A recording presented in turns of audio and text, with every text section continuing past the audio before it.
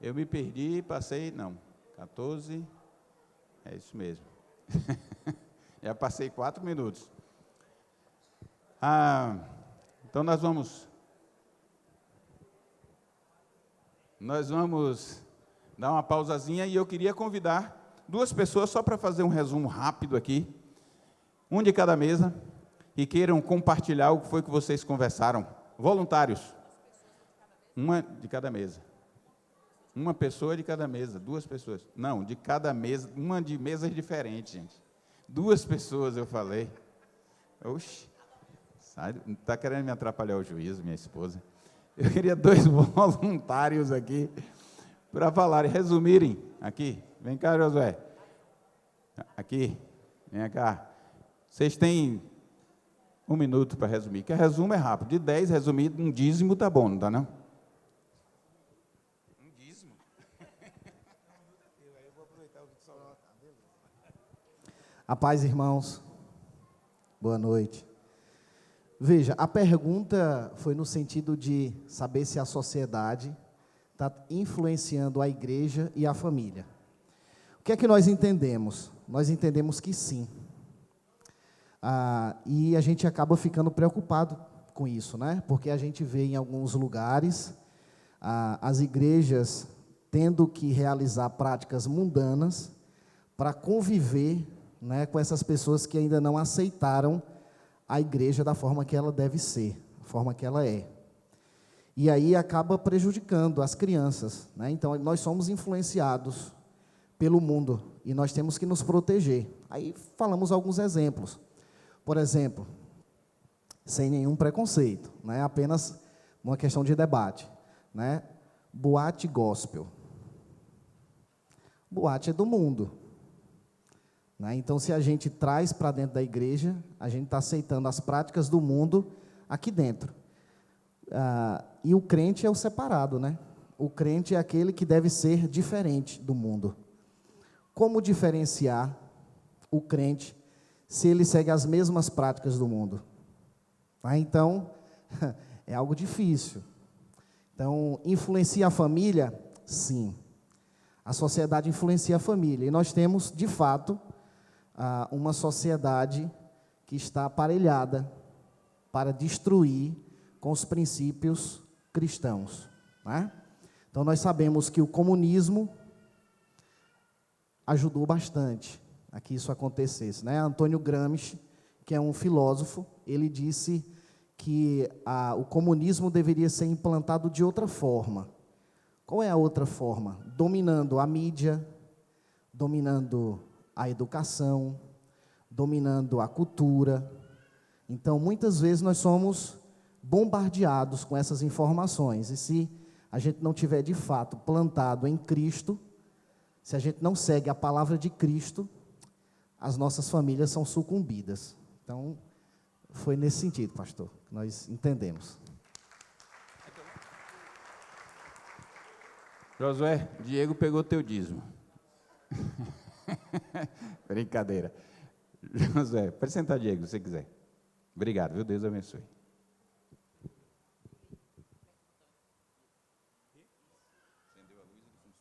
Oi, a graça e a paz, igreja. O tema é muito polêmico, daria aqui para passar a noite toda aqui numa vigília, tratando desse tema. Mas como o pastor me deu 1 minuto, eu vou tentar falar em 2. A sociedade, a gente naquela mesa lá, estávamos discutindo, eu achei bem interessante que, curiosamente, a mesa estava bem assim, compacta de um conjunto de ideias, pensando quase que na mesma linha. A gente estava entendendo ali, estamos entendendo que a igreja, ela tem um papel. Eu, por exemplo, eu passei um tempão no mundo. E eu nunca tentei trazer para a igreja ou para os cristãos a minha cultura, as coisas que eu vivia no mundo. Muito pelo contrário. Eu via com bons olhos, e a gente vivia com bons olhos, vendo o que é que a igreja faz. O problema é o que se espera de um crente. O mundo espera que o crente seja crente. O mundo espera que o mundo seja servo, que o crente seja servo. Fiel, íntegro, e que se afaste das práticas do mundo. Aí o crente é que quer se influenciar com o mundo, porque ele não quer ficar fora do mundo. Então, a permissão de se influenciar pela sociedade é que faz com que a doutrina, no nosso entendimento, que a doutrina da igreja, pense que é o mundo que está esculhambando a igreja, mas é a igreja que está, no nosso entendimento, se desviando muitas vezes.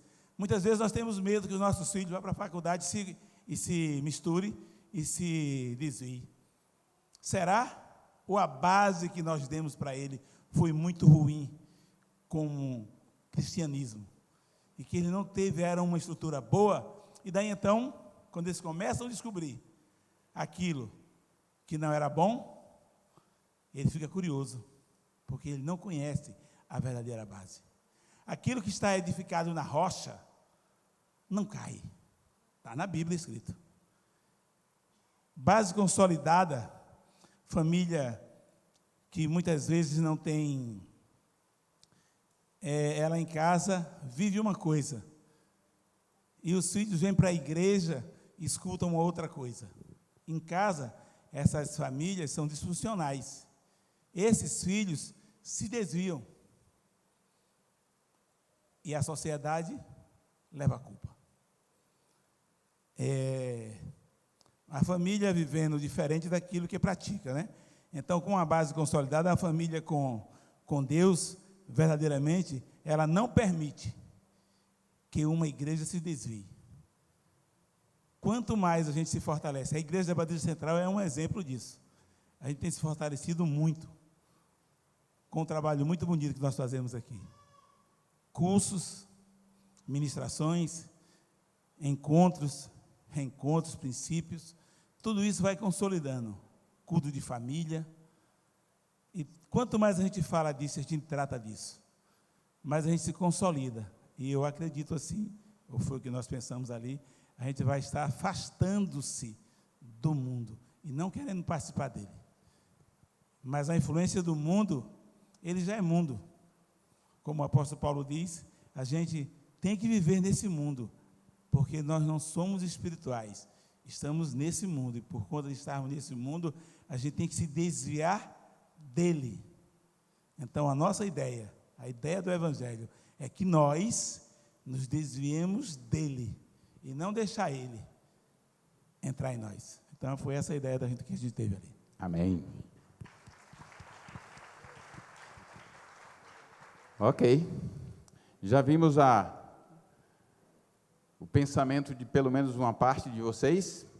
Agora a gente vai chamar os nossos convidados para a gente conversar hoje, começar a nossa conversa. E eu queria que Josiane chamasse nossa primeira convidada. A nossa primeira, convidada aqui nessa noite é a professora doutora Érica Grangeiro. Ela é fisioterapeuta, sua formação, ela é mestre e doutora em ciências. Ela tem a área de concentração que ela trabalha na fisiologia humana. Ela é pós-doutora em neurociências pela USP, é especialista em educação, ela é docente da Universidade Estadual de Feira de Santana. Ela é membro titular da Comissão de Ensino da Sociedade Brasileira de Fisiologia. Ela é palestrante na área de educação, ciências e fé cristã. E ela é casada há 19 anos com Paulo César. Talvez essa seja a coisa mais significativa da vida Paulo, de Érica. por favor. E mãe de Pedro, de 18 anos, e do Vitor Lucas, de 12 anos. Doutora Érica, seja bem-vinda e obrigada porque a senhora aceitou o nosso convite. O nosso segundo convidado de hoje é o pastor Luiz Augusto, mais conhecido como Guto. Guto é formado em odontologia, trabalha ainda até hoje, né, Guto? Ainda faz um bico. É formado em teologia, pastor dos jovens aqui da nossa igreja, nosso amigo, trabalhou muito tempo junto no ministério, um bom tempo junto no Ministério de Família. Tem um trabalho maravilhoso junto com os jovens, mas particularmente eu quero destacar um deles. Trabalho com evangelismo na universidade, com células na universidade, chamado de UFC, é uma briga com o diabo, UFC, né? É um trabalho de UFC, Mas o UFC é o nome, tá? É Universidade? Universitários Firmados em Cristo. Universitários Firmados em Cristo. E muito contato com jovens, tanto da igreja como de fora, como outras situações. E Guto, muito profundo conhecedor da palavra, também estará conosco, conversando sobre esses temas.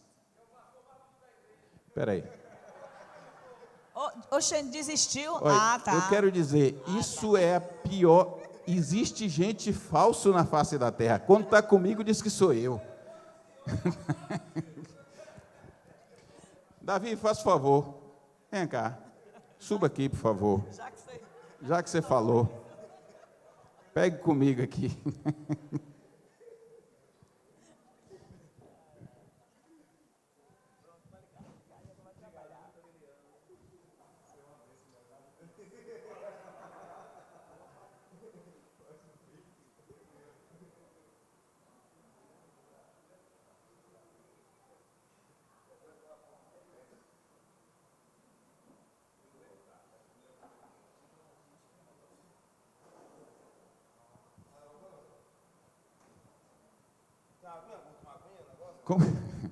Como nós vamos conversar aqui?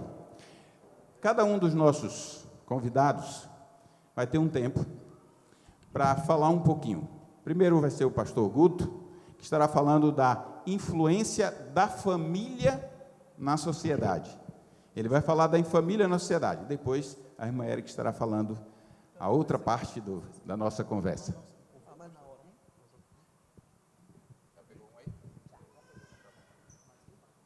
Graça e paz, povo de Deus, amém? Glória a Deus, bom estar aqui com os irmãos. E o pastor Demilton me deu essa missão de brevemente falar sobre o papel da família na sociedade, né? E quando fala de papel da família na sociedade, eu sou da área de saúde. Então, se alguém me pergunta qual é a função do braço, eu não vou falar qual é a função de um braço disfuncional. Se você me perguntar qual é a função do olho, eu não vou falar qual é a função do olho com doença, com problema. Eu vou falar qual é a função do órgão saudável, né? Então, quando a gente fala sobre o papel da família, eu estou considerando que eu estou falando de uma família funcional. E o que vem a ser uma família funcional? Uma família que ela se baseia nos princípios e valores da palavra de Deus. Afinal de contas, quem criou a família foi Deus. Na verdade, antes mesmo do Senhor criar a família humana, né, o nosso Deus, que é Pai, Filho e Espírito Santo, a Trindade vive essa união em família eternamente, né? O Pai, o Filho e o Espírito Santo relacionam-se eternamente como uma família, né? Uma família sagrada, que possui uma união de tal forma que a nossa mente não consegue nem entender um Deus que é 3 pessoas e uma ao mesmo tempo, né? Mas a família é algo que nasce na eternidade, que existe, melhor dizendo, não é nem nasce, porque Deus não tem dado nascimento. A família é um princípio que existe eternamente. E aprove a Deus que o Senhor, Ele quis trazer essa manifestação, né, gloriosa, celestial para a terra. E aí o Senhor, Ele trabalha uma semana arduamente, né, e depois que está tudo muito bem pronto, o enxoval está preparado, o Senhor, em um belo jardim, primeiramente, ele vai fazer o varão e depois a varoa, estabelecendo a primeira família na terra, né? Uma família onde você vai ter um homem e uma mulher. O homem, ele vai se corromper e chega um determinado momento que Deus, ele manda um dilúvio e mata geral. E ele preserva novamente a instituição que ele criou no início, né, que é uma família. Então, apesar do Senhor ele dizimar toda a raça humana, mas ali na arca ele preserva uma família. Então a gente percebe que a família ela é a base, né, da sociedade.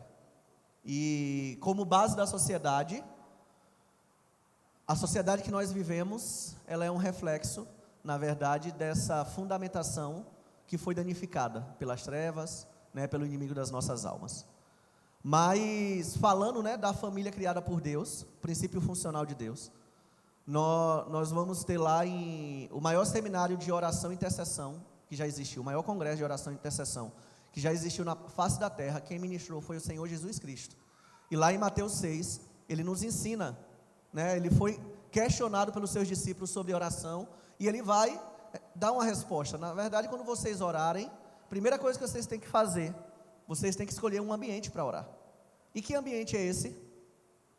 Ele vai dizer que quando vocês forem orar, você vai entrar no seu aposento, e ali no seu aposento você vai orar de determinada forma, né? Ele pede para o homem entrar no seu quarto, e no seu quarto orar da forma que ele ensina. E aí eu quero perguntar para vocês, onde é que fica o seu quarto? Fica aqui nessa igreja? Alguém aqui tem um quarto aqui na igreja? Nem o pastor Jadson tem. Seu quarto fica onde? Na casa de sua mãe? Na casa de sua avó, da tua vizinha, né? Do teu colega de trabalho, do teu primo? Onde é que está o teu quarto? Na tua casa, né? E ele nos ensina a orar no ambiente da nossa casa, uma oração que fala: que venha a nós o teu reino, e que seja feita a tua vontade nesse ambiente como é feita nos céus. Então, ele nos ensina a oração do Pai Nosso, que é uma oração ensinada a ser orada inicialmente dentro dos nossos lares, onde a família está, e uma oração que ensina a chamar a realidade celestial para dentro de nossas casas. Eu disse para vocês que a família ela existe eternamente na figura do Pai, do Filho e do Espírito Santo. E na oração do Pai Nosso, o Senhor Jesus está nos ensinando a chamar a realidade dessa família, né, eterna sobre as nossas casas. Que seja nas nossas casas como é no céu. Que seja na nossa família como é no céu. Que a nossa casa, ela experimente da realidade celestial, né? Que a nossa casa, ela experimente da realidade que Deus, eternamente ele vive numa atmosfera de glória. E aí é aquela coisa, nós conhecemos essa oração do Pai Nosso, mas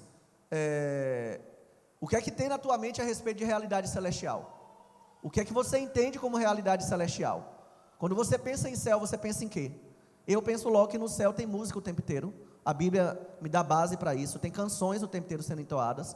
O céu é um lugar que tem mais luz que esse templo, né? Uma luz mais forte que qualquer holofote que possa ter aqui nesse mundo, porque ele é a luz, né? O céu é uma atmosfera de paz. No céu você tem uma atmosfera de harmonia.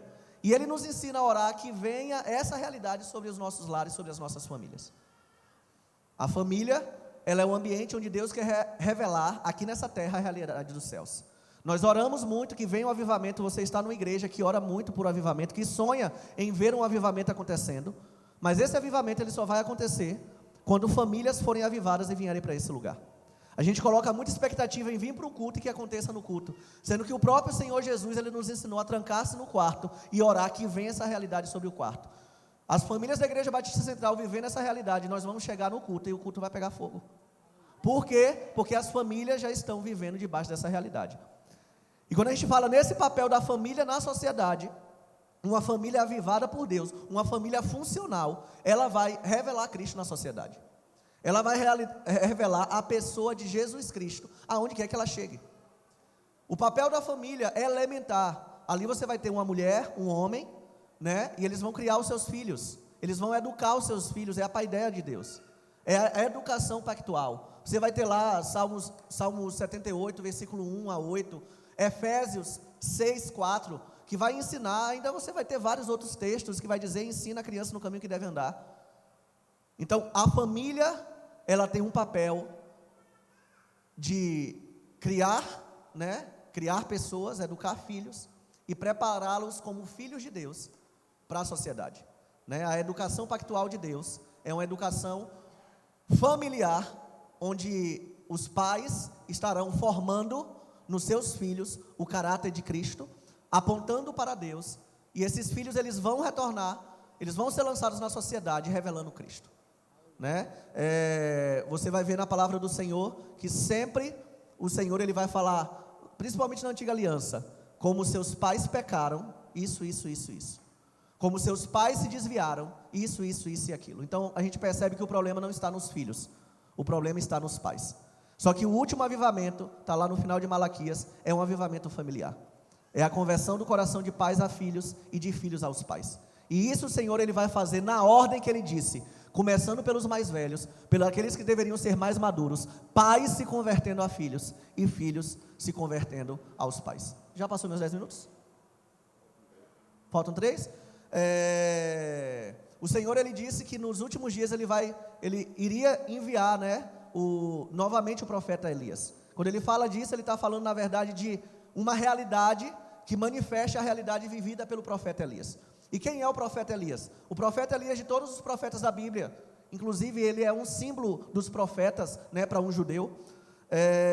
Ele é o único profeta que deixa descendência. Você não vai ver Isaías fazer isso, você não vai ver Jeremias, você não vai ver nenhum profeta fazer o que Elias fez. Elias, ele foi embora, mas ele deixou um legado espiritual dobrado sobre a vida de um filho espiritual, que foi Eliseu. E o Senhor, ele fala de uma restauração dessa unção de Elias, dessa autoridade de Elias nos últimos dias. Isso fala que nos últimos dias nós viveremos uma restauração do leito familiar. Nós viveremos uma restauração de famílias funcionais em Deus. Famílias que vão existir, que vão funcionar como Deus as criou para funcionar. Marido cumprindo o seu papel, esposa cumprindo o seu papel e filhos cumprindo o seu papel, sendo educados por pais intencionais. Pais intencionais que irão educar os seus filhos, não para terem uma grande carreira ou algo do tipo, mas filhos para serem filhos de Deus. Pais que vão entregar as suas vidas na função de revelar aos seus filhos a realidade celestial eterna. A família é algo tão tremendo que o Senhor nos permite vivenciar uma realidade que é divina, porque Deus é Pai. Deus é Pai, e eu, como homem, no leito familiar, o Senhor me convida a experimentar uma realidade que é uma realidade estrita de Deus inicialmente, que é a paternidade. Minha esposa, uma mulher, o Senhor, ele convida a minha esposa Camila a viver a realidade de uma noiva, de uma igreja santa, gloriosa, submissa ao seu marido. E os nossos filhos, eles serão lançados como flechas, né, numa distância maior do que aquela que nós chegamos. Né? Nós, enquanto pais, nós fazemos um piso para os nossos filhos edificarem as suas vidas. Né? Vivemos numa realidade onde as pessoas vão dizer que filhos é gasto, que primeiro você precisa de muito dinheiro para fazer isso e aquilo. Realmente você precisa de muito dinheiro para você dar conforto para os seus filhos, mas a Bíblia não nos ensina a buscar por conforto. A Bíblia não ensina que ter filho é gasto, como a maioria das pessoas vão ter esse jargão. A Bíblia nos ensina que ter filho é riqueza. A maior riqueza que nós podemos ter são os nossos filhos. Então é nesse ambiente que o Senhor nos convida a viver e praticar os maiores princípios e valores da palavra de Deus, porque não existe outro lugar no mundo onde você cresça em graça. O que é graça? Favor imerecido, que é você conviver com outra pessoa que em muitos momentos não vai merecer aquilo que você faça, seja seus filhos, seu cônjuge, outro parente, do que a família. Não existe outro ambiente que você perdoe 70 vezes 7. Qual foi o amigo que você tem, que você já perdoou ele 490 vezes e continua amigo desse indivíduo? Então a família é o ambiente, é o seminário onde nós iremos aprender as coisas mais profundas dessa terra. Só para finalizar, né, Lutero, ele passou anos, décadas dentro de monastério. Sabe como é monastério? Você ficava numa salinha, lá sozinho, com a Bíblia, lendo a Bíblia e orando o dia inteiro, e só aquilo, e fazendo jejum. E o homem passou uma vida nessa realidade. E depois que ele libertou-se, né, da sua religiosidade, Lutero casou com uma freira. E depois de um ano de casados, Lutero veio dizer que a realidade que ele viveu agora em família foi muito mais intensa em Deus do que todas aquelas décadas que ele viveu, aqueles anos que ele viveu dentro de um monastério. Então o Senhor nos presenteia como família, porque é a escola que nós podemos crescer mais, né, em direção à estatura do varão perfeito que é Cristo. Amém? Deus abençoe. Amém. Glória a Deus.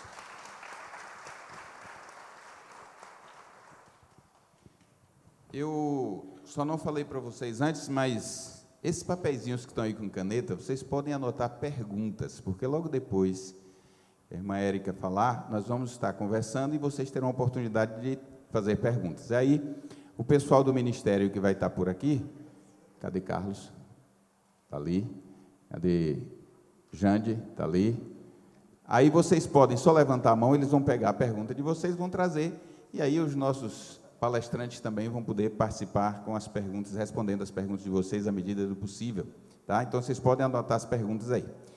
Também nós agora vamos passar a palavra para a nossa irmã Érica, que estará falando agora sobre a família e a igreja, basicamente mais a igreja na sociedade, a influência mais diretamente, né? Os slides, cadê o passador de slides? Corre, Dan! A irmã Érica, como professora, slide faz parte, né? Cumprimento a igreja com a paz do Senhor. Cumprimento o pastor Demilson, sua esposa, pastor Guto. É uma honra para mim estar aqui. Fiquei muito emocionada quando eu recebi esse convite. Na verdade, me senti honrada e muito desafiada, porque o pastor, ele falou: Érica, fale um pouco, né, sobre como a igreja influencia a sociedade.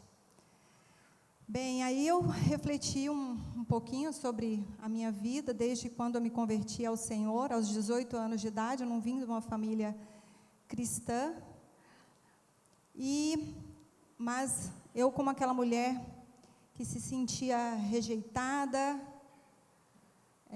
à margem da sociedade, por questões na família também, uma família simples, muito amada, mas com desafios também, no alcoolismo, em outras questões. E eu não via esperança para a minha vida. E aí eu conheci Jesus. Eu conheci Jesus na universidade, na primeira semana que eu entrei. E, na verdade, o Senhor tinha planos para a minha vida, como Ele tem para todos nós. Desde muito pequena, com 7 anos de idade, eu lembro que um dia eu escrevi no bar que meu pai tinha. Era um bar num local bem promíscuo, de beira de estrada, e eu escrevi que eu iria estudar durante 20 anos. Eu não venho de uma família onde as mulheres estudavam, chegavam à universidade, mas o Senhor colocou esse sonho no meu coração, e Ele foi me levando. E na primeira semana que eu entrei na universidade, eu me converti ao Senhor. E eu comecei uma trajetória. E o Senhor foi me levando para caminhos que eu jamais imaginei. E depois eu fui percebendo que Ele foi me dando o conhecimento científico. E quando eu estudava na universidade, eu ia também estudando ali na Bíblia, e eu ficava maravilhada, quando o céu e a terra se encontram, quando a palavra do Senhor, o que Ele fala, é maravilhoso isso. E aí eu passei num concurso aqui na Universidade Estadual de Feira de Santana. Vim no ano de 2012 com meu amado esposo, meus filhos. E na universidade, a minha postura como docente, focada no ensino, né, dentro dos conteúdos programáticos. Os estudantes, então, alguns chegavam no final do curso, eles falavam: ai, professora Érica, por que a senhora não dá uma palestra? Enfim, e aí eles começaram a me chamar. Eu não pensei que eu ia... Eu falava: não, eu não quero. Enfim, e vieram várias palestras, várias ministrações, e muitas vezes eu estava sentada aqui, eu falava: meu Deus, será que algum dia eu estarei aqui? Né? E hoje eu estou. Então, bem, mas eu acho que eu já terminei os meus 10 minutos, né? Mas eu acho que é importante essa contextualização. Enfim, eu não pensava nisso, mas eu falei. Então, eu vou fazer essa contextualização desse caminho de estudo da palavra e de contextos bíblicos, para a gente conversar, principalmente o que o pastor Guto trouxe, a questão das famílias disfuncionais. Bem, e aí o pastor Demilton, ele fez essa pergunta, né, Érica, como a igreja influencia a sociedade? Pode passar? E eu começo a minha palestra citando uma frase de Martin Luther King, onde ele fala que todas as pessoas podem ser grandes, porque todas podem servir. Não é preciso ter um diploma universitário para servir. Não é preciso fazer concordar o sujeito e o verbo para servir. Basta um coração cheio de graça e uma alma gerada pelo amor. Eu falei de universidade, e aqui eu já esquece a universidade, esquece tudo. Nós precisamos de amor e a disposição para servir. Pode passar? Mas nós temos observado que nós não temos conseguido, ou parte da igreja, ou muito da igreja, a igreja em Cristo, ela não está conseguindo influenciar, e pelo contrário, muitas vezes a sociedade tem influenciado. E nós não temos conseguido viver o propósito para que ele veio, né? Ele veio para que nós tenhamos vida, e vida em abundância. E nós temos visto famílias cativas, mães e pais cativos, filhos cativos. Pode passar? Esse é um texto de um teólogo, Justo Gonzalez, que ele faz alguns esboços teológicos sobre os desafios do século para o pensamento cristão. E ele traz como a igreja, que alguns irmãos trouxeram, as questões sobre economia, choques culturais, consumismo, a busca pela liberdade. Pode passar? E saiu recentemente um estudo na Universidade de São Paulo, e esse agora que eu mostro para vocês, na Universidade de Santa Maria, nós vivemos a sociedade do cansaço, que na verdade é uma enfermidade psicossocial. Eu gostaria que os irmãos, não pode mentir, viu, gente? Mas alguém aqui percebe, se sente cansado? Talvez se sinta cansado hoje, né? Acabou de sair do trabalho, mas, ou refletindo sobre isso, de estar sempre cansado, acordar cansado, parece que o tempo, né, não dá tempo, que as 24 horas não dão. E, pode passar? E nesse estudo, eles têm mostrado que um dos principais fatores da sociedade do cansaço que tem envolvido é a individualidade, a pessoa do isolamento. E o nosso cérebro, nós fomos projetados para viver em comunidade. Tem estudos mostrando que, por exemplo, a solidão, ela prejudica o nosso cérebro como uma pessoa que fumasse durante 20 anos. E essa sociedade, as pessoas têm apresentado vários distúrbios, entre eles problemas de comunicação, ansiedade, depressão. O pastor Guto falou sobre uma sociedade disfuncional. Satanás, ele tem as suas estratégias, e ele tem, e eu me coloco nisso, porque muitas vezes eu observo que eu tenho entrado nisso também. Então, sobre a questão da distração, do excesso do uso das tecnologias, que elas também têm sido um dos papéis, até nesse artigo da Universidade de São Paulo, sobre a sociedade do cansaço.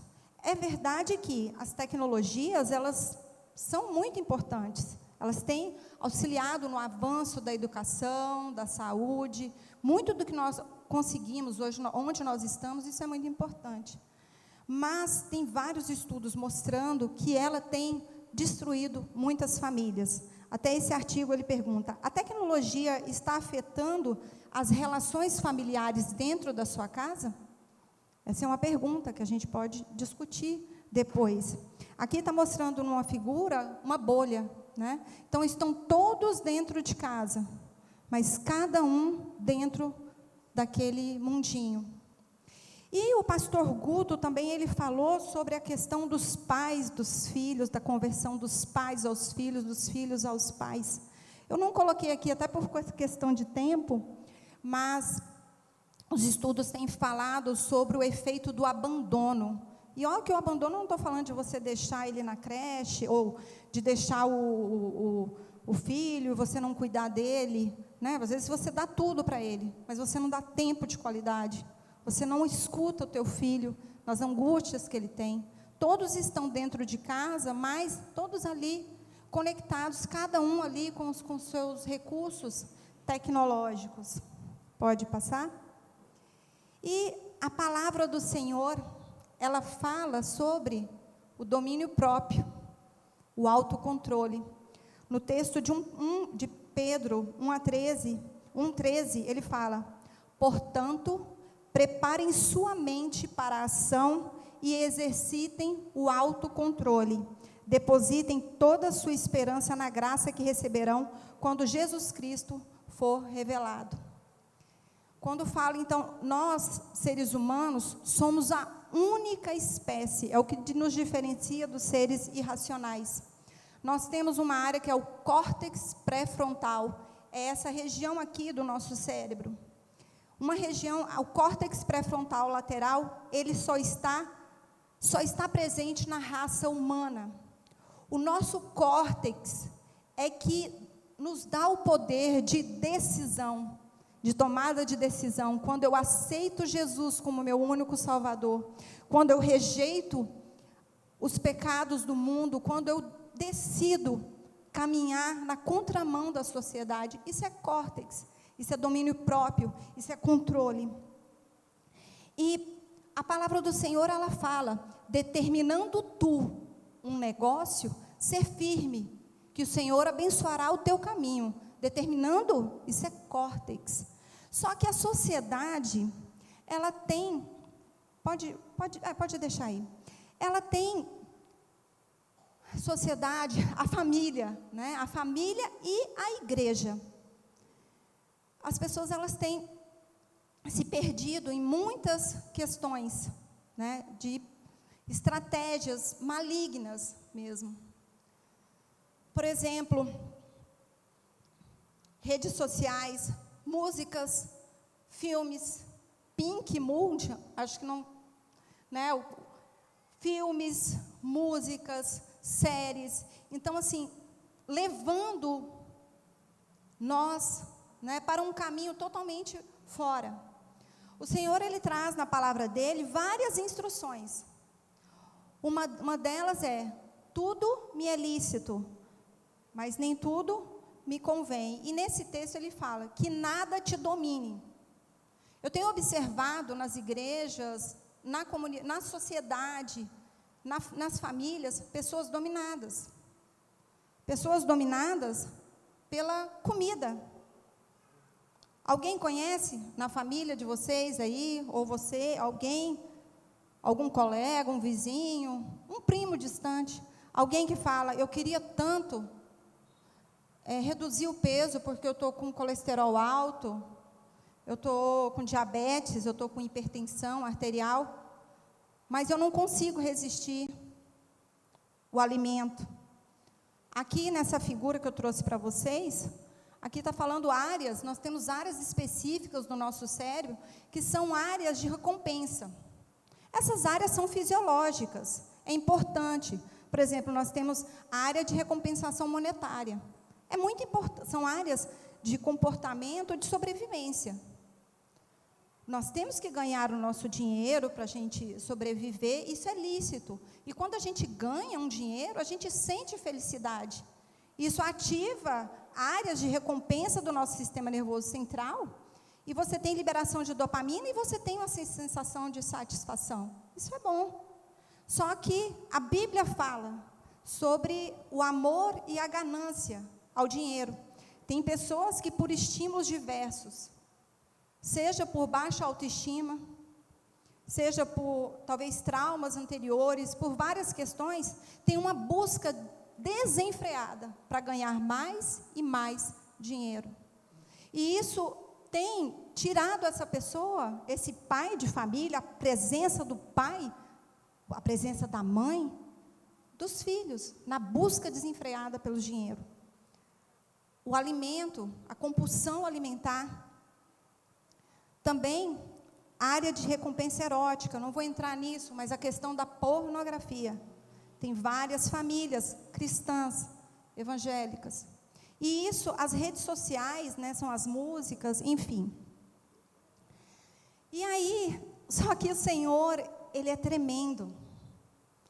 E Ele traz na sua palavra, Ele fala: se verdadeiramente atentardes a todas as palavras que estão nesse livro, nós teremos uma vida, né, de abundância e de paz. Pode passar?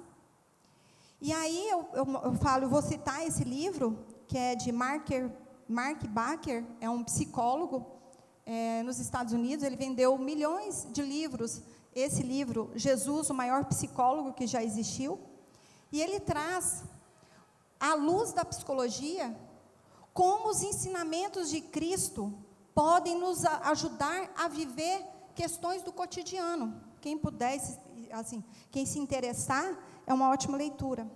Esse é um outro, essa foto, ele é um médico americano, Dr. Colbert, e ele é cristão, e ele tem desenvolvido vários estudos falando sobre a oração.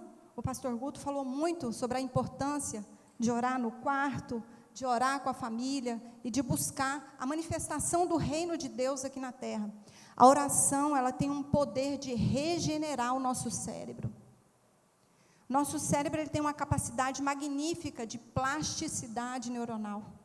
Muitas pessoas estão presas por traumas que aconteceram na infância, traumas que aconteceram até mesmo na vida intrauterina, e questões que estão, às vezes, nem no consciente, mas a oração, ela tem um poder magnífico. Pode passar? Aqui é uma das palestras que eu ministro, né? Eu acho que eu já estourei o tempo, pastor, mas eu falo sobre fisiologia da oração, mas eu só vou falar isso, a oração, ela estimula uma maior adesão ao tratamento, uma melhora do sistema imunológico e a forma de encarar a doença. Ela ajuda na gestão das nossas emoções. A oração, tem estudos mostrando que pessoas que oram, ela tem um maior controle, autodomínio. Tem um grande efeito no nosso córtex. Tem estudos de imagem, mostrando a atividade de fluxo sanguíneo no cérebro, mostrando a grande ativação do nosso córtex. E esse é um outro estudo que eu queria só citar. Estudo científico mostra que, comprova que ir à igreja ajuda fiéis a viver mais e melhor. Um outro instrução bíblica é que não fazei como alguns, deixando de congregar, né? Existem efeitos fisiológicos no cérebro, no corpo, e também há uma unção, que isso a ciência não explica, porque nós vemos em parte. A Bíblia fala que nós vemos como um espelho, mas um dia veremos face a face. E existe, eu estou me arrepiando aqui, ó, o Espírito Santo, coisa linda, né, gente? A palavra do Senhor. Ó, isso é resposta fisiológica. Mas existe uma unção de quando nós estamos na igreja, de um poder magnífico. Bem, e aí terminando sobre essa questão, que eu já vou passar para um breve testemunho, eu também ministro sobre fisiologia do perdão. Aqui eu poderia ficar 1 hora falando sobre isso que os estudos falam, mas eu só vou pontuar essa figura, né, mostrando o cérebro. É uma pessoa, os neurônios, e mostrando que as pessoas que têm dificuldade em perdoar, a falta de perdão, ela ativa uma área do nosso sistema nervoso, que é o eixo hipotálamo, hipófise, adrenal, promovendo a liberação do cortisol. O cortisol é um hormônio do estresse. Ele é muito importante em situações, né, nós precisamos do cortisol, ele tem um pico de cortisol na manhã, nós precisamos para ter o ânimo, para realizar nossas atividades, só que o cortisol, de maneira cíclica, alinhado com o ciclo claro e escuro. Então, quando é dia, o cortisol está maior, está mais alto, eu tenho que estar mais desperto. À noite, o cortisol diminui. As famílias disfuncionais, as pessoas em busca de dinheiro, em busca de prazer, em busca de mostrar nas redes sociais, enfim, tantas coisas, né? As pessoas não têm dormido, excesso de tecnologias. Se você for medir, o cortisol está lá em cima. E aí mostra, por exemplo, pessoas que têm falta de perdão. Esse outro estudo, abaixo, que é um estudo que fala que neuroimagens comprovam a relação entre culpa e sintomas de depressão. A culpa tem a ver com a questão da falta de perdão a si mesmo. Os estudos da literatura mostram, Jesus falou, perdoai não apenas 7, mas 70 vezes 7. Até eu começar a estudar sobre a fisiologia do perdão, uma igreja, inclusive, Igreja Batista, na cidade de Salvador, me chamou para poder falar sobre isso, e eu comecei a estudar. E os estudos científicos falam que não é mais difícil você perdoar o outro, aquele que te ofendeu, aquele que te feriu.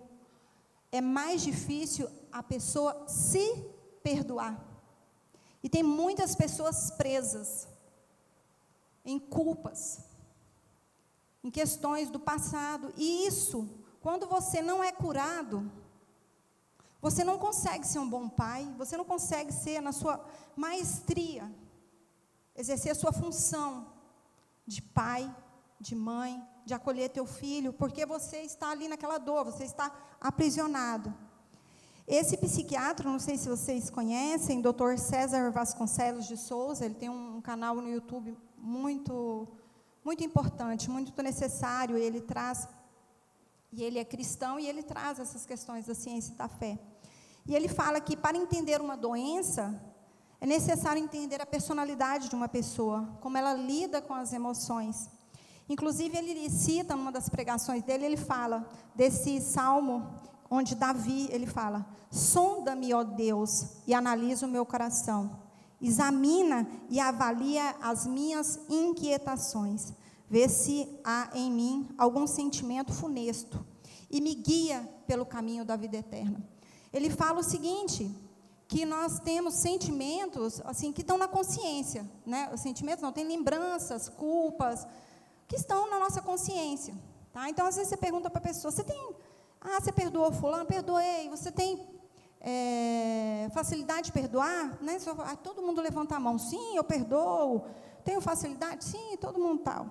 Mas, quando ele fala examine e avalie as minhas inquietações, ele fala de questões do subconsciente. Muitas memórias nossas estão armazenadas no subconsciente, que é uma área da memória que ela não é ativada de maneira instantânea. E muitas essas memórias, elas vêm e elas refletem sobre o nosso comportamento. Pode passar? Estou terminando. E ele fala da necessidade de reconhecer, de confessar, de falar. Então, eu convido você, se você tem algo, é importante falar com o teu pastor, com o teu líder, às vezes com um psicólogo. Tem muito estigma, né? O psiquiatra. É importante cuidar da sua saúde mental. Joyce Meyer, que é uma mulher de Deus, uma pregadora, ela fala que sentimentos enterrados vivos nunca morrem. Precisamos ser sinceros com nós mesmos, a responsabilidade é pessoal. Pode passar? E agora eu vou terminar a minha fala, então, sobre essa questão da família, da igreja, como que a igreja, ela pode, então, influenciar a sociedade. Para influenciar a sociedade, nós temos que estar sarados, uma sociedade, uma igreja sarada, em santidade. Muitas pessoas estão aprisionadas. Essa representação aqui é de uma mulher, ela me procurou, um tempo atrás, ela sabia desse trabalho que eu faço, principalmente de fisiologia do perdão, acredito que ela tinha assistido alguma palestra, enfim, ela me procurou, eu não conheço ela pessoalmente, e ela me procurou pelo inbox do Instagram. E ela falou que ela precisava muito conversar comigo, que ela já não aguentava uma dor que ela tinha, e que ela não queria mais, ela não conseguia conviver com aquela dor, e que ela tinha pedido já para o Senhor tirar a vida dela. E que ela não tinha coragem de fazer isso, mas que a vida dela não tinha mais sentido. Eu passei meu telefone pelo WhatsApp, a gente conversou por mensagem de texto, e aí nós fizemos uma chamada de áudio, e aí ela me contou, ela é uma mulher de em torno de 45 anos, casada, e ela tinha acabado de perder o filho dela, tinha mais ou menos 1 ano, o filho dela com 16 para 17 anos, num acidente trágico.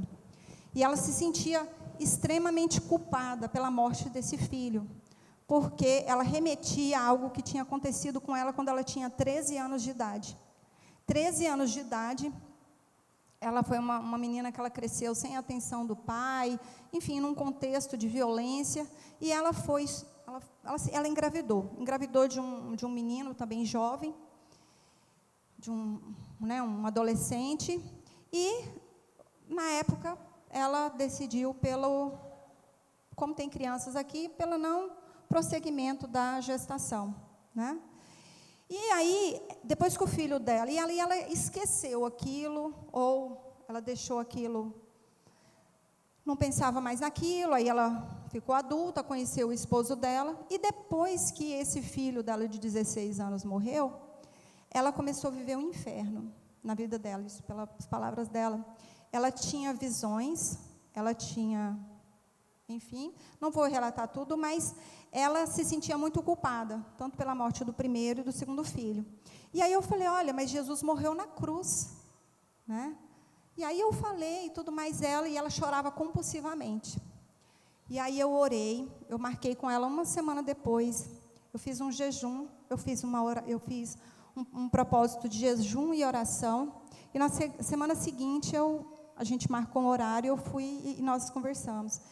E nós fizemos juntas uma oração de que ela pediu perdão ao Senhor, então baseado na Bíblia, né? Tudo que ligardes na terra será ligado no céu, tudo que desligardes, né, também será. Então, ela fez essa oração de pedir o perdão ao Senhor pelo aborto, ela se sentia culpada pela morte do outro filho. E nós oramos, eu li a palavra para ela, e aí passou. Não vi mais ela. Uns 3 meses depois, pode passar? Ela me mandou um WhatsApp. E ela falou, aqui está escrito: boa tarde, lembra de mim? Eu apaguei aqui, tá? Que a senhora ajudou sobre o aborto que tive. Não sentia que Deus me perdoava, a senhora me ajudou. Então, eu estou na igreja, me batizei, parei de fumar. Outra coisa que eu esqueci para falar, ela fumava 21 cigarros por dia. Vocês lembram ali daquela área que eu mostrei para vocês anteriormente? Ativação de área de recompensa. Ela também é muito ativada com drogas, e às vezes as pessoas se envolvem com drogas lícitas e ilícitas por questões assim. E aí ela colocou, né? Então, estou na igreja, me batizei, parei de fumar e estou firme na fé. Aí esses áudios sou eu, né? Parabéns, eu nem acreditava, gente. Aí, tudo bem. Aí ela pegou e colocou, amém. Minha família toda se batizou. Quando desci as águas, lembrei daquela oração que a senhora me ajudou a fazer. Nunca vou esquecer. Deus abençoe muito a senhora.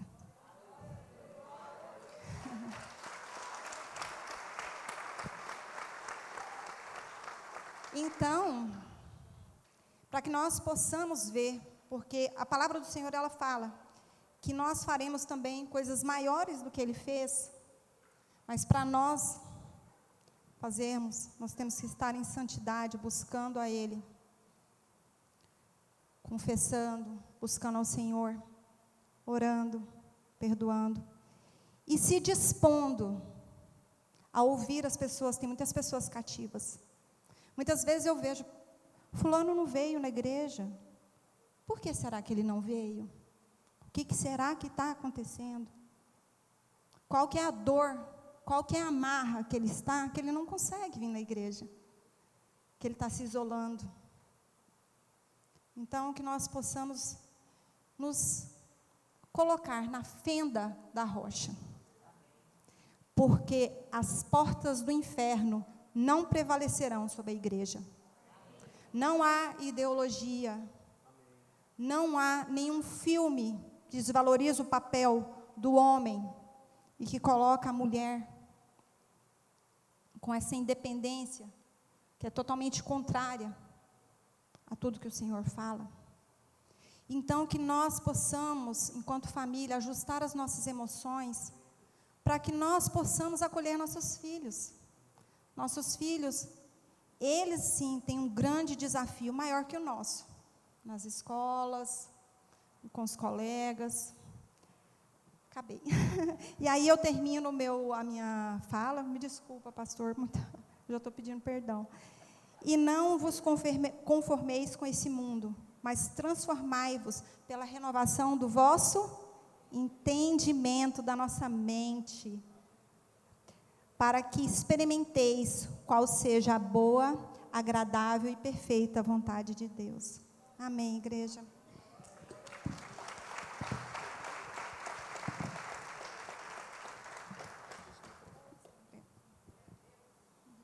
O que é que vocês acham? Dá para perdoar?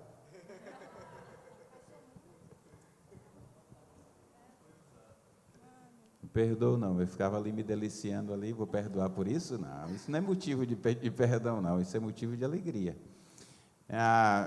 Eu fiquei ali pensando uma coisa enquanto o Guto falava, depois Érica, pensando ali comigo, esse tempo é curto, a gente precisa de um dia inteiro para cada um, a gente precisa de mais tempo. E vocês veem, eu quero chamar a atenção, a gente vai passar para vocês, se vocês tiverem perguntas, vocês vão poder levantar a mão, o pessoal vai pegar, vai trazer aqui, a gente vai começar a nossa conversa aqui, a gente tem ainda alguns minutos, mas eu fiquei pensando ali, ciência e fé, vocês veem como não são inimigos? Sim. Como casa a ciência com a fé, quando a gente entende a verdadeira ciência e conhece a verdadeira fé, como as coisas casam? Não são inimigos, são complementares, porque Deus criou todos. Então, nós vamos passar para a nossa segunda parte, que a gente vai conversar com eles, e vocês poderão fazer perguntas, e eu queria começar logo de cara aqui, falando uma pergunta para eles, para que eles possam responder, tratar. A pergunta inicial que eu queria trazer para vocês é assim, vocês podem fazer um sinalzinho, tá? O pessoal pega o papel e traz aqui para a gente. A pergunta primeira que eu queria fazer para vocês é o seguinte, vocês citaram da influência da igreja, da família na sociedade, da igreja na sociedade, e também falaram que a recíproca é verdadeira, a sociedade também acaba influenciando. E normalmente quando a gente fala de influência da sociedade na igreja ou na família, a gente tem citado muito como coisas ruins. Mas existem coisas boas que são influência da sociedade, que traz para a igreja e que traz para a família? Isso pode ter alguma coisa boa ou só tem coisa ruim que vem do lado da sociedade para a igreja e para a família? É lógico que tem muita coisa boa. Na verdade, existe um conceito, né, de entendimento, onde tudo aquilo que o homem ele produz de bom, isso vem de Deus.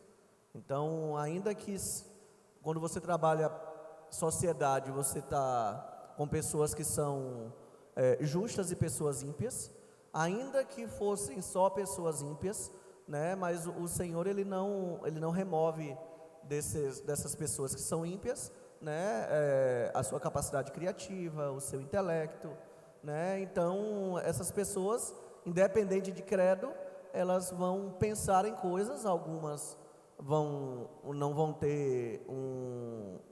ser algo edificante, porém outras vão acabar facilitando a nossa vida, né? Então a sociedade ela traz muita coisa boa. Agora o que mais nós temos que ter em mente é que ainda que seja algo bom, como isso aqui, né, ajuda muito para muita coisa, mas a gente tem que ter sabedoria também para usar, né? Um carro é bom, mas tem gente que é morto por causa de carro. Avião é bom, mas tem gente que morre por causa de avião, né? Então, dinheiro, né, pode ser uma bênção, como pode ser uma maldição. Então, é o uso que nós fazemos. Claro que na sociedade vai ter coisa que não tem usufruto nenhum para um cristão, não serve para nada. Mas tem muita coisa que serve, né? Cabe a nós entendermos e usufruirmos, né, dessa graça comum que Deus derrama sobre os homens e possibilitam que eles inventem coisas, né, avancem em ciência para nos trazer melhorias de vida, né? Bem, é super importante a sua pergunta, pastor, porque senão nós entramos no extremismo, né? Que é o que, acho que antigamente, não sei hoje, mas, por exemplo, de igrejas, ou talvez hoje ainda, de proibir assistir televisão, né? De assistir filme. Existem filmes bons, né? Eu trabalho com metodologias ativas de ensino, na educação, uso de filmes, né, para aprendizagem extramuros.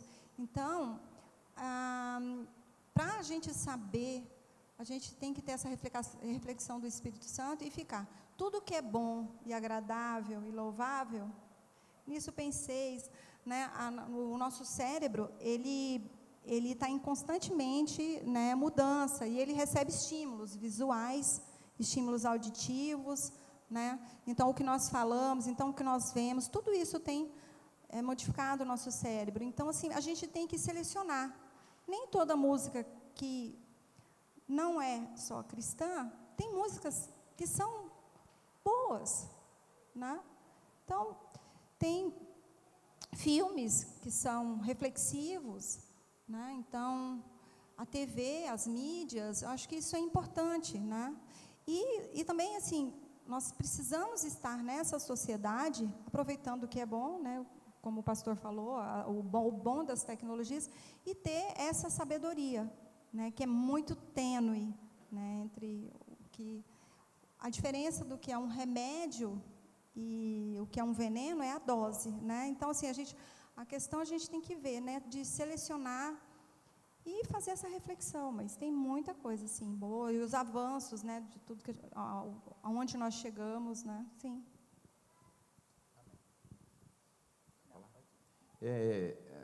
A Érica falou dessa questão dos estímulos que recebemos. Eu ia fazer uma outra pergunta, mas já que você falou disso, eu vou puxar para aqui. Dos estímulos que recebemos, estímulos visuais, auditivos, enfim, que o nosso corpo absorve do ambiente em que a gente vive. E aí entra uma questão. Quando nós estávamos ali na mesa em que, na hora da discussão dos grupos, ali da conversa dos grupos, das famílias, uma irmã levantou ali uma questão, uma filhinha de 4 anos que ouve músicas que ela ouve em algum lugar, na escola, e alguma coisa, e depois, de repente, ela está em casa cantando aquelas músicas, e uma criancinha de 4 anos não sabe muito escolher qual é a música que ela é boa para ouvir ou a que não é boa para ouvir. E isso é trazido para dentro, foi levado para dentro de casa, assim como poderia, segundo as palavras da irmã, estar sendo conduzido também para dentro da igreja pela criança inocentemente. Então, a questão e aí entra a minha pergunta agora, e eu acho que essa talvez seja mais direta para a Érica do que para a Guto, mas você tem a liberdade de responder também. A questão quando nós somos estimulados pelos nossos sentidos, isso, eu sei que você falou do córtex pré-frontal, da decisão, mas a gente é estimulado. Qual o tamanho dessa influência para que a gente possa levar isso para casa sem perceber, ou para a igreja, sem perceber que a gente está influenciando, trazendo coisas que não deveria, ou até que ponto a gente tem a noção e dizer, eu posso parar aqui, isso não dá, existe um limite, como é que a gente vê isso aí? Bem, sua pergunta é extremamente importante, aí tem questões diferentes. Uma questão é sobre a criança. Então, já que a gente falou de córtex, de tomada de decisão, é algo que nós, pais, precisamos ter essa consciência, a gente às vezes não sabe.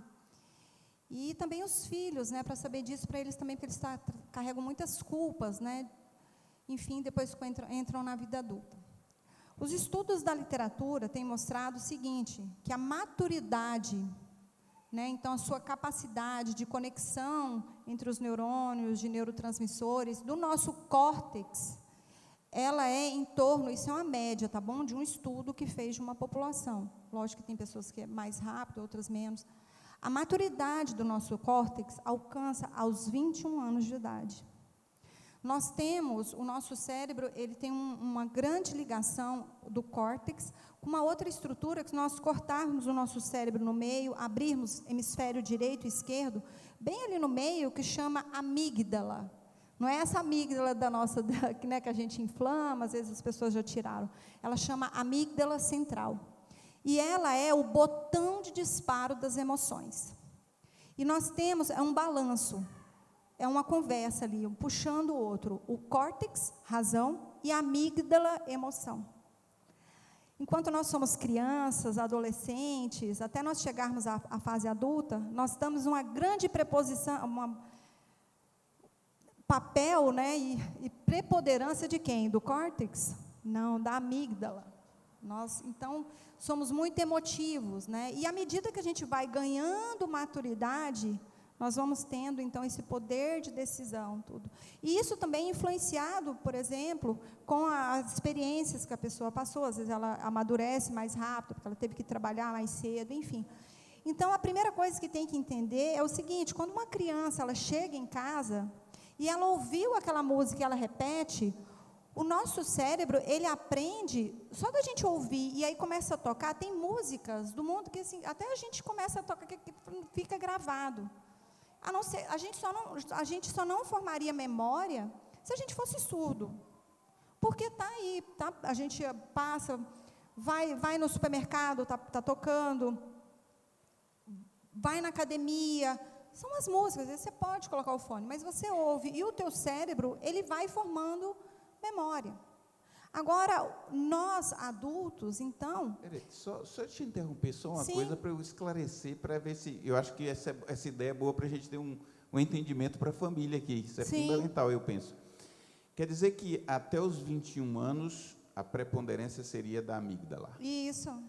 E o córtex funcionaria, pega maturidade a partir dos 21. Isso, Ou ele estaria vai mais maduro? amadurecendo, né? Dependendo Vai das circunstâncias, né? Isso. Então, isso significa dizer que uma pessoa, uma criança, um adolescente, está mais susceptível a ser influenciado, mesmo sem perceber, achando que está tudo certo, eu estou com a razão, está tudo certinho, mas está sendo influenciado por alguma coisa. Então, o que a televisão anda fazendo, o que anda propagando nos filmes, a violência, vamos botar aqui, ideologia de gênero, a divórcio, já formando essa mentalidade, mesmo sem perceber? Sim.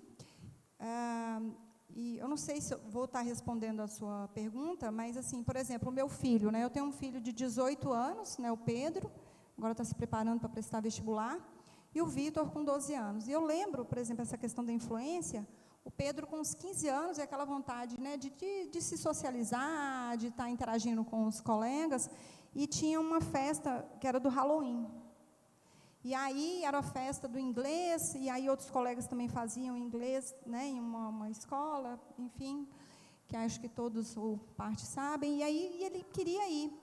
E aí eu falei, olha, filho, a Bíblia fala que ouve o conselho da tua mãe, que será como coroa, né, para a sua cabeça. Filho, tem coisas que você pensa que é legal agora, mas eu, como tua mãe, eu tenho que colocar limite. E algo também que sempre, meus 2 filhos, que muito, eu fico nos bastidores, e eu amo quando meu esposo é um maridão, é resposta de oração, e realmente é o meu melhor título, de ser esposa e ser mãe dos meus filhos. E a importância da paternidade. Tem estudos mostrando, então, que a ausência da figura paterna, perceba que não é materna, o prejuízo que dá no neurodesenvolvimento de crianças e adolescentes. Então, eu tenho conversado com eles sobre isso, e também sendo sempre disposta a perdoá-los. No que eles fizeram, às vezes eles sentem, mas eu fiz isso, mas eu entendo do processo de crescimento que eles estão. E a gente também aprende pelo erro. É interessante, eu acho que você falou uma coisa assim, bem importante, na criação dos filhos. Que às vezes, né, nós como mães, porque falamos 1, 2, 3 vezes, nós achamos que eles já sabem que eles não têm direito a errar, porque eles já foi falado, já foi ensinado. E aí você traz essa questão, que é a questão dessa maturidade cerebral, né, do córtex pré-frontal, de conseguir tomar decisões acertadas, porque ele está ainda muito orientado pelo centro do prazer, né? E aí, muitas vezes, a gente não entende isso. E a gente não entende isso e a gente é cruel com os nossos filhos e que vai gerar outras questões, né? Depois, no futuro. E é muito importante nós entendermos que eles não fazem por maldade, porque não são desobedientes, mas ele precisa. Aí eu acho que eu diria, a influência da igreja, a igreja, você mãe, você pai, né? Na vida do seu filho, assim como o Guto falou na questão, não é só a questão, que às vezes a gente pensa na questão espiritual somente, como a questão de ensinar a ler a Bíblia, a ir ao culto, a orar, e a gente esquece da formação de habilidades, né, de de competências, de que faz parte do nosso papel, né? Como pai, como mãe. E é muito importante entender estas coisas, nos faz ser melhores pais. Aí eu quero só um adendozinho, acho que não vou fazer nenhuma pergunta, é só um complemento, mas perceba, eu acho que as pessoas, nós não estamos acostumados com esse tipo de culto, né? Mas por incrível que pareça que é culto, só que é um culto participativo, e que inclusive está aberto para todos participarem. Acho que é uma das, eu diria assim, pelo menos da minha forma de aprender, eu aprendo muito mais se eu tiver a chance de perguntar, se não for eu perguntando, outra pessoa perguntando. Então, essa é uma forma de culto, e essa é a proposta do culto da família, né?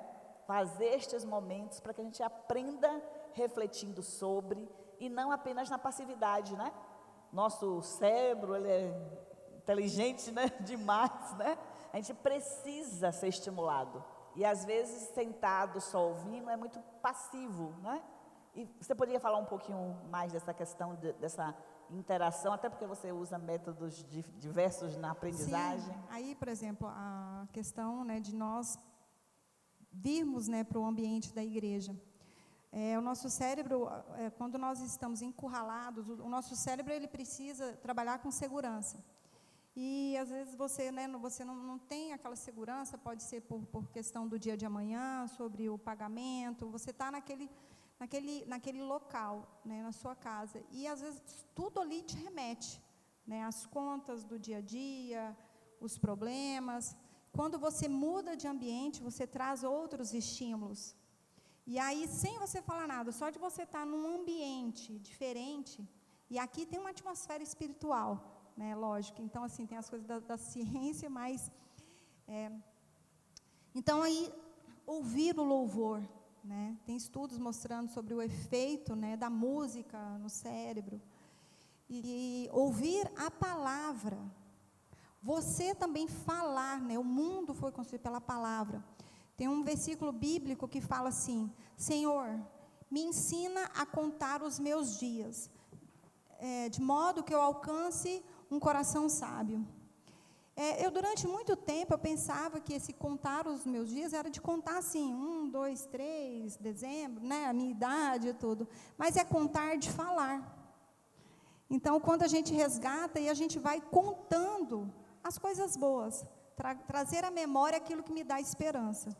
Quando eu trago à memória, eu faço uma reativação daquelas células, daqueles neurônios, e eu vou reativando e trazendo também informações, liberando neurotransmissores, uma sensação de bem-estar, né? Então, assim, a gente tem que procurar, né, enquanto adultos, e trazer também experiências para os nossos filhos. Então, o que nós podemos fazer? A Bíblia fala, né, eu não quero que saiam do mundo, né, eu não vou te tirar do mundo, não é isso? Né? Mas que tenham paz, é isso? Por exemplo, uma estratégia é o seguinte: tem o mundo lá, ele vai no colégio, tem as músicas, tem as festas, tudo, mas eu proporcionar, junto com meu esposo, com a minha família, né, ambientes que eu sei que tem um propósito e intencionalidade, né, e de que seja divertido também, e que eles se sintam acolhidos, que eles tenham paz, e protegê-los. Porque quando eles crescerem, que eles entenderem, eles vão agradecer. Porque se a gente não fizer isso, muitas vezes eles vão se envolver e vão aprender pela experiência, isso vai formar memórias, enfim. Então, eu acredito que é isso. Glória ou a Deus. parte disso. Vocês veem como a gente vai aprendendo essa questão, inclusive, de educação de filhos, como colocar limites, né?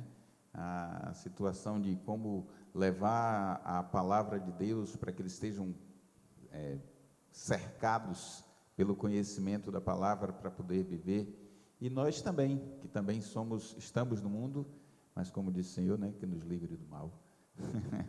Né? Não vai livrar do mundo, mas vai livrar do mal, do maligno.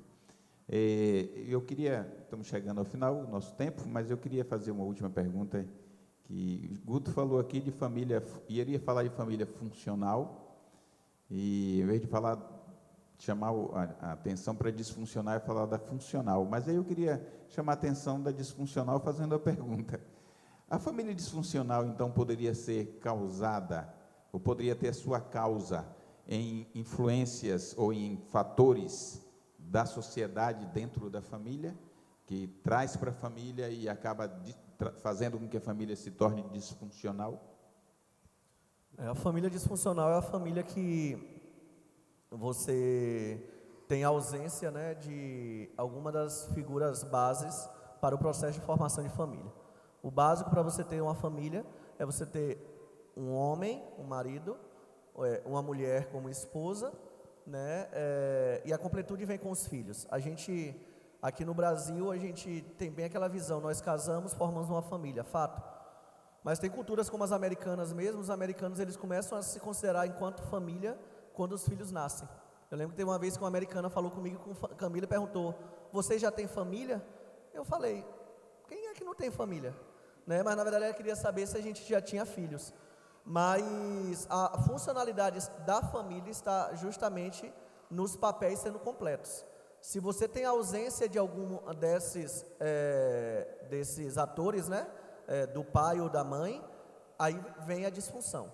Seja a ausência literal, aquela pessoa não está ali dentro daquele ambiente, seja a presença, né, de uma forma ausente, né, lares fantasmas, né, onde você tem ali um pai ou uma mãe, mas ele não cumpre o seu papel como Deus instituiu, não como você acha que não como a sociedade moderna te ensina, mas sim como Deus instituiu. Então, se na sua casa você não vive a família baseada na palavra de Deus, e aí você vai ter a Bíblia com muita coisa ensinando a respeito dos papéis de cada um, isso é uma família disfuncional. Uma coisa que a gente precisa atentar é que a família ela é eterna, ela é uma ideia eterna. Então o que é que precisa acontecer? Nós temos um apelo tão grande para a modernidade hoje, mas enquanto igreja, a mulher moderna ela precisa dar espaço à mulher eterna, e o homem moderno precisa dar espaço ao homem eterno, para que a gente viva baseado nos princípios eternos e não nos princípios temporais desse mundo. Inclusive os princípios eternos, eles estão muito além, muito à frente dos princípios temporais da modernidade desse mundo. Então, se você não vive isso, se você não está apoiado na palavra de Deus, se o teu lar não se baseia nisso, então é um lar disfuncional, ainda que você tenha todos os atores ali, né, pai, mãe, filhos, habitando naquele lugar, mas se você não cumpre como Deus estabeleceu família e ensinou a ser família, existe uma disfunção ali, e você vai ter as consequências nas más formações das mais variadas, né, nos filhos, que são os principais afetados, e na vida do casal também. Ainda que exista o apelo social de dizer que está todo mundo bem, está todo mundo ótimo, e que bom que eu vivo assim. Mas é uma mentira e um engano, né? Eu fico me deliciando numa conversa, eu amo bater um papo assim, conversar e aprender com pessoas desse nível, então é melhor ainda. Vocês não trouxeram perguntas, nós fizemos as perguntas. Eu não sei se vocês não chegaram no nível da dúvida, ou se estavam além disso, mas eu espero que tenham entendido bastante aquilo que foi aqui. Eu tenho crescido, quero agradecer a Deus pela vida de Érica, de Guto, por nos darem o privilégio, a alegria de estarem aqui conosco e compartilhar um pouco daquilo que o Senhor tem dado a vocês. Creio que esse é o sentimento de vocês também, espero que seja, mas é o meu. E espero que a gente possa contar com vocês outras vezes aí, vai ser separado com mais tempo para a gente ficar à vontade aqui, tá? E eu entendi uma coisa aqui muito importante, meus irmãos, que eu quero trazer, tentando fazer assim, talvez um fechamento da ideia do que a gente conversou aqui hoje. Existe uma família com princípios eternos, criada no pensamento, na eternidade em Deus, ou criada não, existente na eternidade em Deus, Pai, Filho e Espírito Santo. A gente fez o seminário em janeiro sobre Trindade, quem não viu ainda, pega no site da igreja, vai ver lá que a gente fala sobre isso. E a gente vai ver que existe esta eternidade, este amor eterno, esta comunhão eterna. Isso são os princípios eternos. Isso não foi criado pelo homem. A família não foi criada pelo homem. Isso vem perpassando a história da humanidade. E aí entra pela igreja, que foi organizada depois, já é uma coisa criada, não foi a igreja da eternidade, mas a família veio na ideia da eternidade, a igreja chegou depois. E aí a gente vem com a igreja, e esta família faz parte da igreja. A ciência começa a crescer, como diz a palavra de Deus, A ciência começa a evoluir, vai evoluir cada vez mais, e ela vai desenvolvendo, mas lá está a família. Quais são os princípios eternos que não podem passar? Nem na igreja, nem na ciência, na sociedade, em qualquer lugar. Princípios eternos de Deus, que são ensinados de pai para filho, de mãe para filho, de geração a geração, até que Cristo volte para nos buscar. Esses princípios não podem passar. E a gente precisa, como família, entender isso. E somos nós os responsáveis para transmitir aos nossos filhos, para que eles, na sociedade, na igreja, eles sejam influência e não influenciados. Que eles façam diferença onde passem e não sofram a diferença. Que eles entrem na universidade e façam as células e não seja objetivo de evangelismo. Que eles entrem na ciência e mostrem que o Senhor da ciência é o Criador de todas as coisas. E não que a ciência transforme a nossa mentalidade, mas que complemente aquilo que a palavra de Deus, nos seus princípios, já tem colocado em nós. Esse é o entendimento que eu tenho quando eu ouço uma conversa, uma palestra dessa, como nós ouvimos hoje. E eu sou grato a Deus por isso. Eu quero convidar o Ministério do Louvor, convidar vocês a ficarem de pé. Nós vamos orar e liberá-los daqui da frente, para que eles possam estar lá enquanto nós vamos concluir com o louvor. Agradecer a Deus pela vida de vocês. Próximo mês, segunda sexta-feira do mês, nós temos o nosso próximo culto da família. Dia 26 agora, casais de referência. Segunda sexta-feira do mês, culto da família. O tema, tu lembra?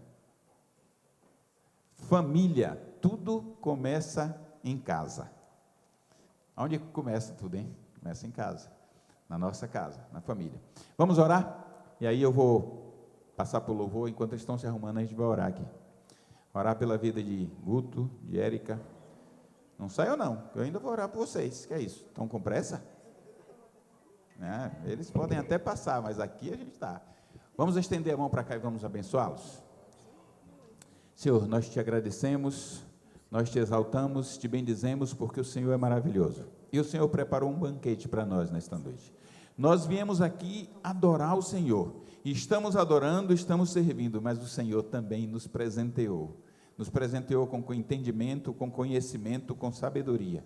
E eu te peço, Pai, que os teus vasos, instrumentos do Senhor nessa noite, a irmã Érica, o pastor Guto, que eles recebam, ó Deus, muito mais abundantemente daquilo que eles nos deram, eles recebam, Senhor, multiplicado na sua vida, nas suas famílias, que eles sejam, ó Deus, instrumento em tuas mãos aonde quer que passem, que eles sejam usados por ti para ganhar multidões, que eles sejam transformados e transformadores, e que as suas famílias sejam exemplo para a glória e honra do teu nome, que haja prosperidade nas suas casas, alegria constante, e que a tua glória seja manifestada em cada casa, na casa da irmã Érica, na casa do pastor Guto, para a honra e glória do teu nome. Nós abençoamos as suas vidas em nome de Jesus. Amém e amém. Deus abençoe vocês. Vamos louvar. E logo depois do louvor, nós vamos fazer a oração final e liberar.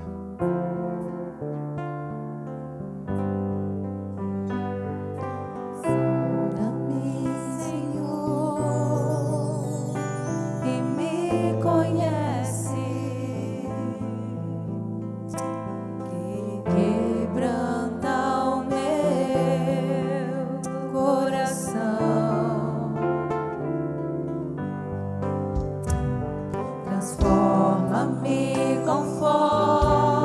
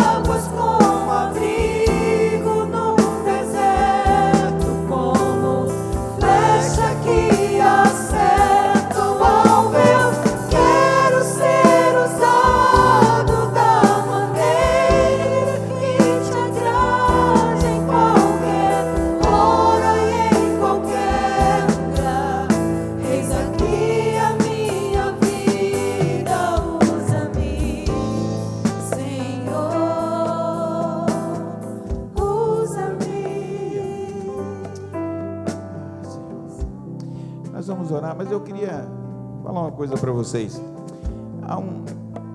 Tive um pensamento ali mais cedo, e antes que vocês saiam, eu quero sugerir isso para vocês. A gente vai orar, e aí depois os irmãos estarão continuando até a gente ir saindo, mas vocês têm papel e caneta aí, e vocês muitas vezes participam das atividades do Ministério de Família, mas sabem, às vezes de última hora, ficam sem saber das coisas, e a gente tem muitos cursos, congressos, tem atividades diversas, jantares, enfim, tem várias atividades do Ministério de Família, e às vezes as pessoas se perdem nisso. Eu tive um pensamento, com aqueles que desejarem participar, nós vamos formar um grupo de WhatsApp. O grupo de WhatsApp não é para que a gente fique dando bom dia, tal, essas coisas, nada disso não. Só os administradores, eu e a pastora Josiane vamos poder publicar alguma coisa. O que é que vai acontecer nesse grupo? Se você fizer parte do grupo, vocês vão ser as primeiras pessoas a serem avisados de qualquer coisa do Ministério Ágape. Claro, fora da liderança, né? A liderança sabe primeiro. Mas, por exemplo, vai iniciar o congresso, inscrições do congresso. Vocês serão os primeiros a serem avisados, vocês estarão no grupo. Culto de família, o tema é tal, vocês receberão o cartaz em primeiro lugar.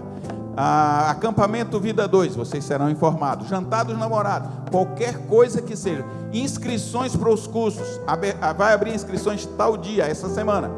Vocês serão avisados em primeiro lugar. Se você quiser fazer parte desse grupo, você vai pegar um papel desse, a caneta, você vai botar seu nome e o número do celular que tem o WhatsApp. E aí, chega aqui, Jane, vem cá, eu olho logo, vejo logo você.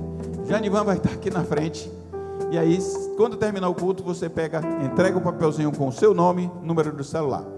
Não é para ficar batendo papo, não vamos estar batendo papo no grupo, é só para informações do Ministério de Família, não são muitas, não vai estar ocupado no WhatsApp com isso, tá? Vamos orar? Pai, nós te louvamos, te bendizemos por esta noite, pelo culto que prestamos ao Senhor, porque eu sei que o Senhor se agradou, sim. Eu sei que o Senhor se alegrou em nós nesta noite, porque nós estávamos aqui com o coração aberto para ouvir o Senhor e para glorificar o teu nome. Te pedimos agora, Pai, que leva-nos em paz. Livra-nos, Senhor, de todo homem mau, fraudulento ou violento. Livra-nos da cilada do inimigo. Livra-nos, Senhor, das armadilhas preparadas contra nós. Cobre-nos com o sangue precioso de Jesus e conduze-nos na tua presença, Pai, para a honra e glória do teu nome. Nós oramos em nome de Jesus. Amém e amém. Deus abençoe vocês.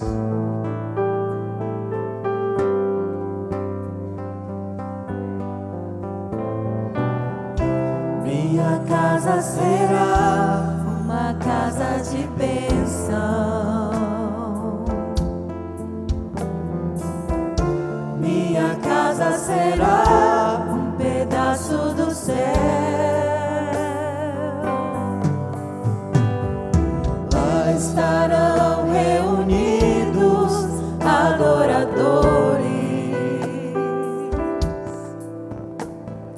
que só exaltam o Deus verdadeiro e fiel.